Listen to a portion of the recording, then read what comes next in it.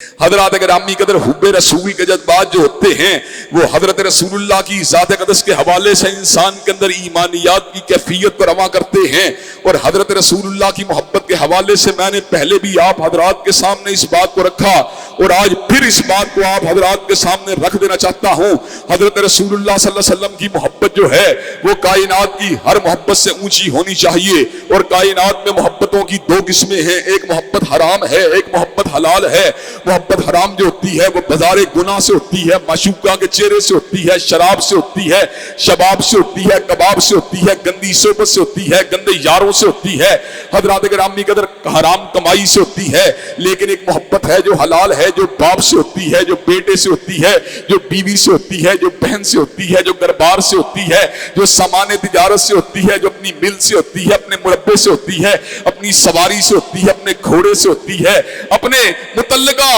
یاروں سے ہوتی ہے، حضرات گرامی قدر۔ لیکن پروردگار عالم نے اس امر کا اعلان فرما دیا، قل ان کان آباؤکم وابناؤکم واخوانکم وازواجکم وعشیرتکم واموال اقترفتموها وتجارۃ تخشون کسادها ومساکن ترضونها احب الیکم من اللہ ورسولہ وجہاد فی سبیلہ فتربصوا حتی یأتی اللہ بامرہ واللہ لا یہدی القوم الفاسقین۔ اگر تمہیں حضور سے پیار کم ہے،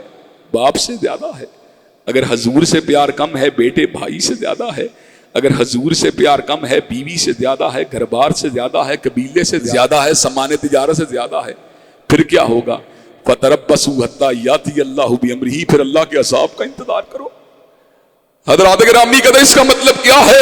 دنیا میں محبت جو حرام ہے وہ تو حرام ہے، لیکن جو محبت حلال ہے وہ بھی اس وقت حرام ہو جاتی ہے جب وہ حضور اقدس کی محبت سے بڑھ جاتی ہے۔ حضرات گرامی قدر، بیوی کی محبت کیا ہے، بیٹے کی محبت کیا ہے، بھیا کی محبت کیا ہے، جان کی محبت کیا ہے، جسم کی محبت کیا ہے، وجود کے تاروں کی محبت کیا ہے۔ حضرات گرامی قدر، جو حضور کا سچا محب ہے وہ ہر چیز کو آپ کی ذات اقدس کے اوپر نشاور کرنا اپنے لیے اعزاز سمجھتا ہے، وہ ہر چیز کو آپ کی ذات اقدس کے اوپر نشاور کرنا اپنے لیے باعث عزت و افتخار سمجھتا ہے۔ حضرات گرامی قدر، یہ نعرہ جس وقت آپ کی زبان سے نکلتا ہے، اگر قلب اس کے ہم آہنگ ہو جائے تو یہ آپ کے ایمان کا حقیقی اظہار ہے۔ حرمت رسول پہ جان بھی قربان ہے۔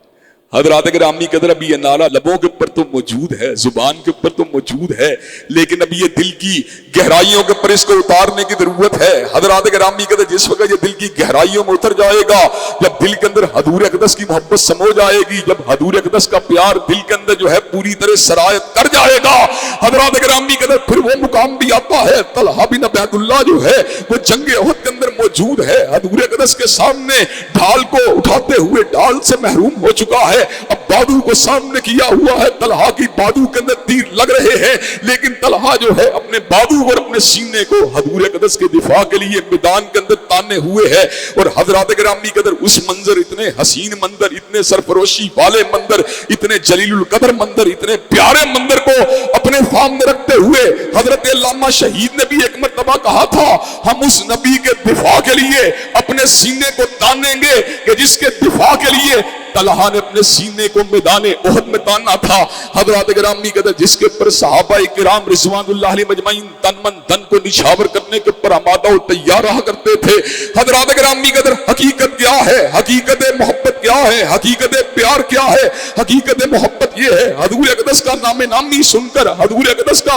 آپ کا اسم گرامی سن کر، آپ کی ذات اقدس کا ذکر سن کر، آپ کی سیرت و کردار کا بیان سن کر انسان کی روح تڑپ جاتی ہے، انسان کا قلب جو ہے وہ گرمائش کا شکار ہو جاتا ہے، انسان کے جذبات مچل جاتے ہیں، اور اسے پتا ہوتا ہے میرے محبوب کا ذکر ہوا، جس کا میں محب ہوں اس کا ذکر ہوا، جس سے مجھے پیار ہے اس کا ذکر ہوا، جس سے مجھے عقیدت ہے اس کا ذکر ہوا، جس کا میرے دل میں احترام ہے اس کا ذکر ہوا۔